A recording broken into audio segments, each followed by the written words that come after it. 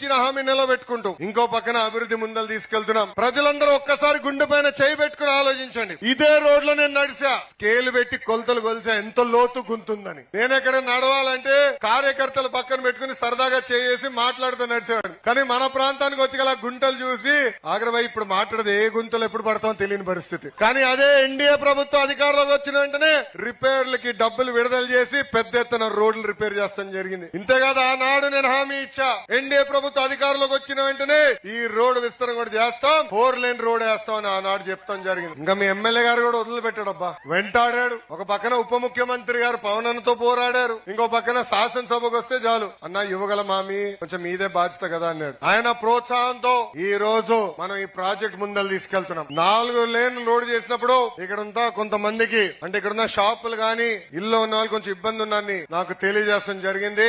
ఇక్కడ గౌరవ కలెక్టర్ గారు ఉన్నారు, ఇంకా కొల్లు రవీంద్ర గారు ఇన్ఛార్జ్ మంత్రి గారు ఉన్నారు. వాళ్ళందరికి చెప్పాను, బాధ్యులతో ఒకసారి కూర్చుని ఆమోదమైన పరిష్కారం ఎత్తుకోమని వాళ్ళు కోరటం జరిగింది. త్వరలో మీతో మీటింగ్ పెడతారు, ఆమోదమైన పరిష్కారం వచ్చిన తర్వాతనే పని ప్రారంభిస్తాం. కానీ మిమ్మల్ని అందరూ కోరుతున్నా, సహకరించండి. అభివృద్ధి కార్యక్రమాలు మళ్ళీ రావు, వచ్చినప్పుడు పుచ్చుకోవాలి. ఎందుకంటే మన ప్రాంతం అద్భుతంగా అభివృద్ధి చెందబోతుంది. ఎవ్వరు ఊహించిన విధంగా భారతదేశంలోని అతి పెద్ద స్టీల్ ప్లాంట్ మన ప్రాంతానికి వస్తుంది. ఎన్టీపీసీ గ్రీన్ ప్రాజెక్ట్ వస్తుంది, పెద్ద ఎత్తున బల్క్ డ్రగ్ పార్క్ కూడా వస్తుంది. అవన్నీ వస్తే ఇంక రోడ్లు సరిపోవబ్బా. అందుకే రోడ్లు అభివృద్ధి చేయాలా, అవసరం అయితే 2-3 దగ్గర ఫ్లైఓవర్ వేసుకోవాలా. అప్పుడే పెద్ద ఎత్తున నిరుద్యోగ యువకులకి ఉద్యోగాలు కల్పించవచ్చని ఇక్కడున్న ప్రజలందరూ తెలుపుకుంటున్నారు.